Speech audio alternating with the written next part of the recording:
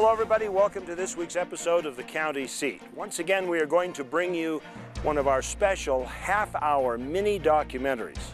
Today, our topic is going to be wilderness. Now, when you say the word wilderness, it brings a lot of images to people's minds. Probably for most, an image like this: rugged wilderness peaks, beautiful pristine valleys untrammeled by man.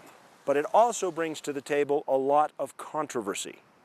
So today, during the course of our half hour together, we are going to talk about wilderness, its definition, the scope of its impact.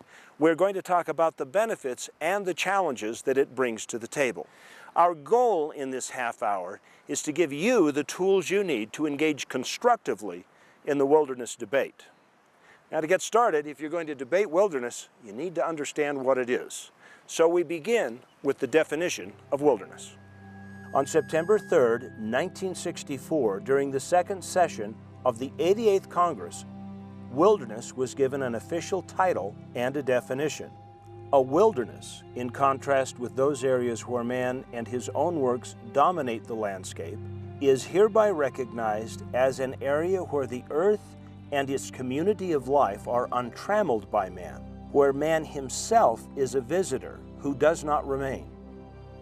An area of wilderness is further defined to mean in this act an area of undeveloped federal land retaining its primeval character and influence without permanent improvements or human habitation, which is protected and managed so as to preserve its natural conditions in which, 1, generally appears to have been affected primarily by the forces of nature, with the imprint of man's work substantially unnoticeable. 2, has outstanding opportunities for solitude or a primitive and unconfined type of recreation. 3, has at least 5,000 acres of land or is of sufficient size as to make practicable its preservation and use in an unimpaired condition. And 4, may also contain ecological, geological, or other features of scientific, educational, scenic, or historical value. But more important than the actual definition of wilderness is the actual perception of what it is. There's also, as I said, this idea of wilderness, and I think that kind of resonates with some people. They think of the frontier history of this area and like to have some notion of what Utah was like before settlement. You know, there's sort of, in some people's minds, this spiritual aspect of it, where you can go out and see what creation was really like before influenced by man. You know, a wide range of values that are tied up in how we use our lands. It's basically the way the world would look if there were no people here. And it's the way we found it when people first started moving this way. And there's no oil wells, there's no roads, there's no lodges, there's no tracks that have been left by motorized vehicles, maybe footprints, maybe horses. And it's just as nature left it. Wilderness is designated as a way to protect areas of beauty for future generations. The idea is that if left alone, without man's intervention, it will remain safe and natural. What's the best tool that fits the circumstances, that protects the values we're trying to protect here? Wilderness turned out to be the best tool for that.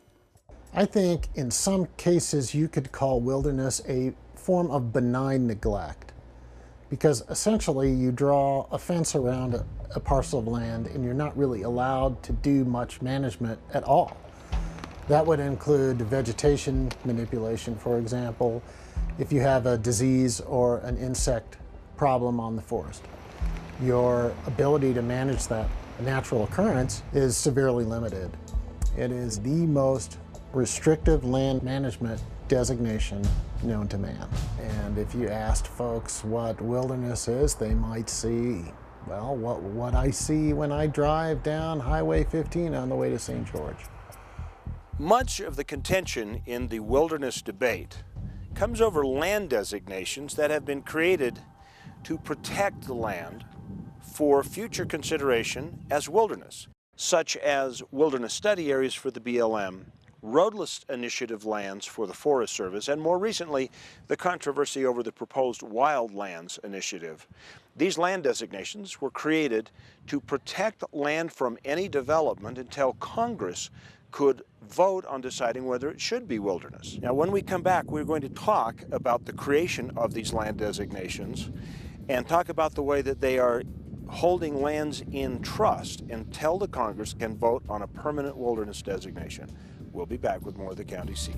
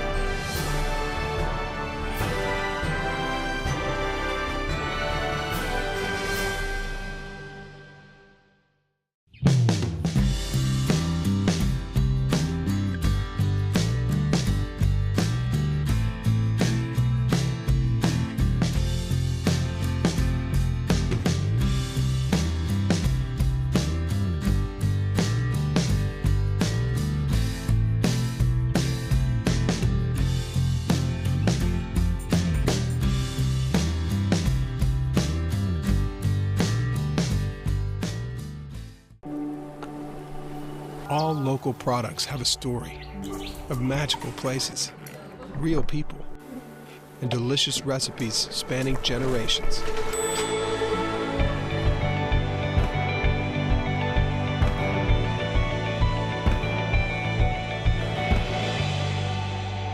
So go ahead and discover flavors you've never tasted and friends you never knew you had. Utah's own Discover Local Food.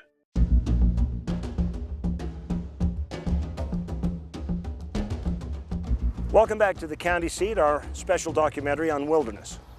Now, so far, we have discussed the definition of wilderness and what it means. In this segment, we would like to discuss the designations that were placed temporarily on land to hold it in a pristine state long enough for Congress to determine if they wanted to declare it as wilderness. The only problem with this is these temporary designations have now been in place for almost 30 years. Congress has the domain to designate wilderness, we do not. But when we, the BLM, look at wilderness study areas, which is a first step in the direction of wilderness, we look at three things. The things that we look at is the size, which is 5,000 acres contiguous or more, acres or more. We look at the naturalness of the area. Is it really natural with very little man's impact on the landscape? And then we look at the opportunities for really providing outstanding primitive recreation. If an area has those three criteria, then we say from the BLM perspective that they are into the category of a potential WSA or Wilderness Study Area. The Wilderness Act of 1964 originally did not include any land supervised by the Bureau of Land Management. At that time, those lands were designed to eventually be sold, shifting them from federal ownership to either private or state ownership. In 1976, the Federal Land Policy and Management Act, known today as FLPMA, changed how the federal government managed public lands. From that time forward, the mindset of sale and disposal changed to retention and management. A point of contention among many Western county and state leaders is that under the Land Policy Act of '76, land use planning by the Bureau of Land Management is supposed to be consistent with state and local land planning. However, many Utah leaders have found that their plans were pushed aside and altered, seemingly from one election cycle to the next. In effect, FLPMA said, we're going to quit disposing of these lands, but we promise not to manage these lands in a way that would be contrary to the management issues and policies of states and local governments. That was the consistency requirement. And that's the way Congress bought off on it. Because the notion would be that, well, even though the United States is going to retain title, the states and the counties would still retain regulatory authority. Just like you own your house, yet your house is subject to planning and zoning requirements of a city or a county where you live. Well, in the same sense, federal lands are like any other lands. The property owner is subject to regulatory oversight. And that's the county's big complaint nowadays, is that regulatory oversight has been eroded. That promise of FLPMA has been slowly taken away. I think what is frustrating for many people is that with wilderness study areas, and people say, well, we think, we believe, well, let's pontificate on it, and that it stays in kind of this limbo stage for 20, 30 years with never a resolution. It becomes de facto wilderness because nothing else can be done. Nobody thought in '76 that we would have wilderness study areas today, let alone the millions of acres of WSAs we have all over the West. Everybody assumed, and rightly so, that Congress would make a decision about which of these lands met the definition and then designated, and which lands were better suited in another designation and released. Well, you have to preserve it in that character until you get to that process, or you've lost it. And that's not the way the process is supposed to work. The process is supposed to preserve it in its wilderness state until Congress makes a decision. Part of the problem is that when Congress creates wilderness, it acts. It makes an act and everybody knows the outcome. If wilderness study area just is left in limbo for a long period of time and Congress doesn't act, then everybody is kind of left in the lurch as to, well, is this wilderness or is it not? Are we going to be able to develop it? Can those of us who think it ought to be wilderness, can we relax? Utah State Representative Mike Noel worked for the Bureau of Land Management for many years before he became a state legislator opposing many of the new regulations the BLM supports. And from his perspective, he contends that FLPMA changed the BLM. You know, I started with the BLM prior to the Federal Land Policy Management Act. I started before it was passed. So essentially what it was the grazing agency and lands agency was in the process of disposing of the public lands and selling them. And this compact that was agreed to with, or this agreement in Washington, D.C. with the Sagebrush Rebellion and the Federal Land Policy Management Act was a multiple use concept. And one of the key factors of that is that the food and fiber and resources on these public lands should be developed and used to benefit all the citizens of this great country. That's right in the act right there. And it started out since '76 and into the '80s, and that thing changed.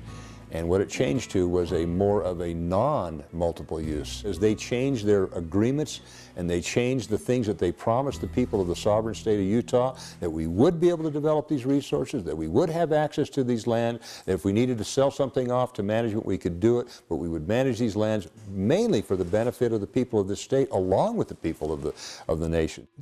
Over the last 3 decades, evidence of that shift has manifested itself in both legislative and administrative actions that go far beyond the 3.2 million acres originally identified as wilderness study areas. The Roadless Initiative to identify and convert non-conforming forest lands into wilderness by removing road access. The perpetual sponsorship of the controversial Red Rock Wilderness Bill, which would place over 9 million acres of eastern and southern Utah under wilderness protection.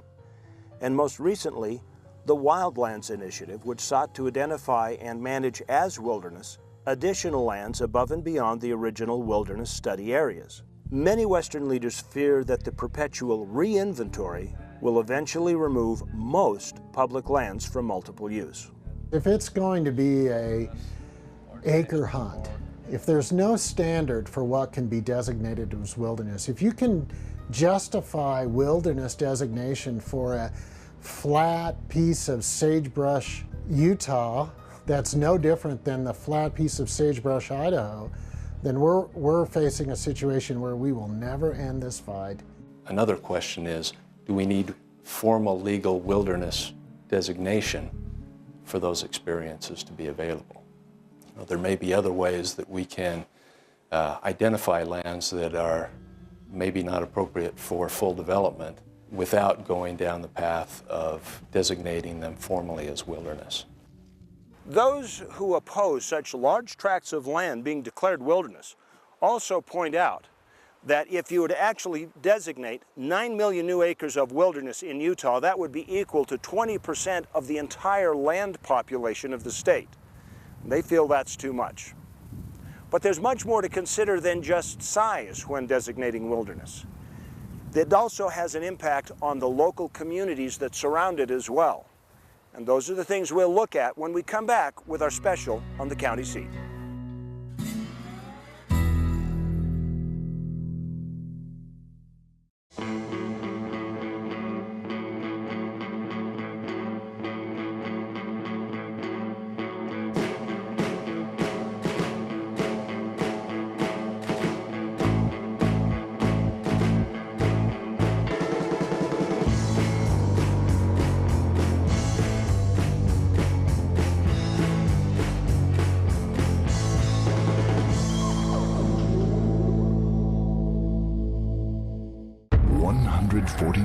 Years in the making, dinosaurs once roamed this land. Now they're found at the Dinosaur National Monument. Let's take you beyond the bones. We call it Dinosaur Land. You'll find it offers adventures and sights not seen anywhere else in the world. Come to Dinosaur Land, Vernal, Utah. You'll want to stay forever. The dinosaurs did. What would you do with an extra day in Utah Valley? Explore the Wasatch Mountains? Snap a family photo at Bridal Veil Falls. Cool off on Utah Lake or the Provo River.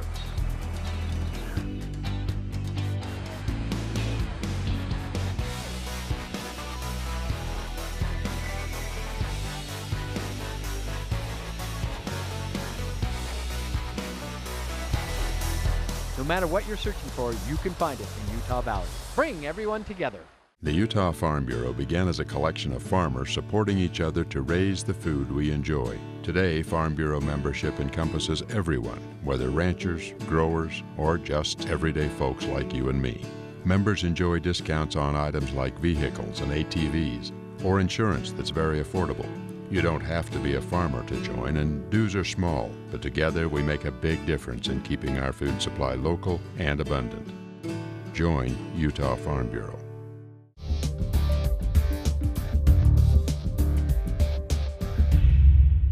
Welcome back to our county seat special on wilderness.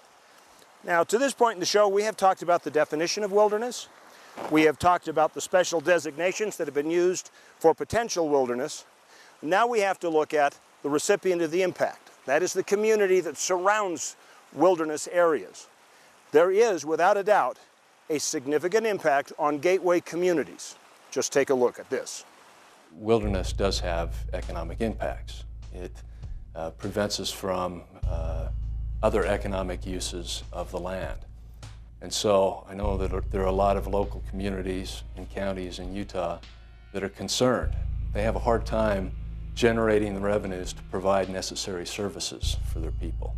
We have a hard time in Utah raising the money to educate our children because of the amount of public land in Utah that's not taxed. So the more restrictions we put on the land, the more restrictions there are on our ability to provide important services for people. As a policymaker for the state of Utah, when 2/3 of your land is locked up and not available for any kind of property taxes, mineral extraction, job development, you cannot balance the budget, you cannot meet the needs of the school children, higher education, Medicare, all the things that we have to do as policymakers, you cannot do it on 1/3 of the property. It's wrong to say that there's no economic activity from wilderness, because there are. They draw tourists, and that development is sustainable, theoretically, forever. It will always be there, it will always continue to draw people if it's well managed. Whereas you have the industrialist way of looking at the land as something to chew up and spit out. And I think we're starting to move away from that, from the idea that if a land hasn't had a hole dug in it, then it's worthless. For many, the value of these untrammeled areas goes far beyond dollars and cents. There is an emotional connection that affects both sides of the wilderness argument. These towns that have been here since the white man came across the Mississippi have developed a relationship. And it can be as simple as being able to access the land for fishing or an afternoon of hiking or hunting. Now, when you change that relationship, you fundamentally change the culture, you change the community. And it's something that's unquantifiable. We should all care about these places, not just care about the public lands that we find special, but care about the surrounding communities. We want them to be viable. I personally do not believe that it is the economy against the environment or the environment against the economy. It is finding the balance between the economy and the environment. Wilderness, I believe, has a tremendous value to the citizens of Utah. The value sometimes does not equate to dollars, to a financial accounting value. But I believe that it is part of our heritage. It is part of our American spirit to be able to see the natural world as it really was, as it really should be for generations to come. The perspectives from the different ways that we view wilderness point out that the values are not tied directly to a measurable economic benefit. But the question remains, how much of each type of designation is needed to fulfill the many different desires? A lot of our citizens need to reconnect with the land. We in Utah BLM really believes very strongly that recreation is a way to reconnect our citizens back to the landscape. Our call and our charge from the BLM is to provide multiple uses, no matter how small the group may be and no matter how large the group may be. As you can see, with the impact wilderness has, the communities that surround them have to be part of the equations. So the question remains, how do we build a bridge that will bring all the parties together in the wilderness debate and create a solution that's a lasting one for everyone? We'll look at how one county did it when we come back.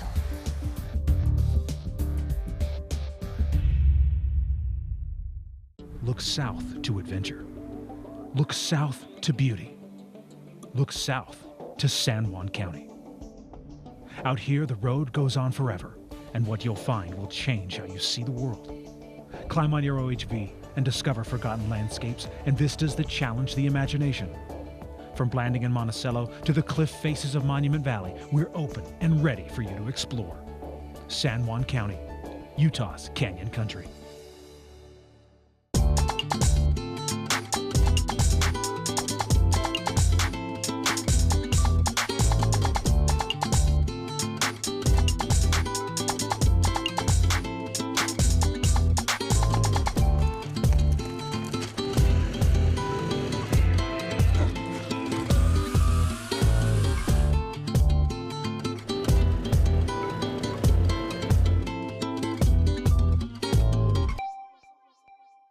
There's more to life than the 9 to 5. There's more to experience than rush hour traffic. And there's more to see than the view from your window. In Davis County, we have over 500 miles of trails to satisfy the most avid bikers and hikers, taking you beyond the ordinary and into a natural world.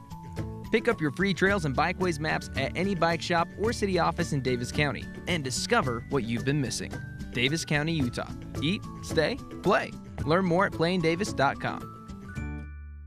There's a little place on a Utah map where I was raised, where my heart's at, where the sagebrush grows wild and high, and the stars come out at night. Oh, there ain't nothing like being raised in the basin with a Ute reservation, skiing starvation, that Duchesne County life.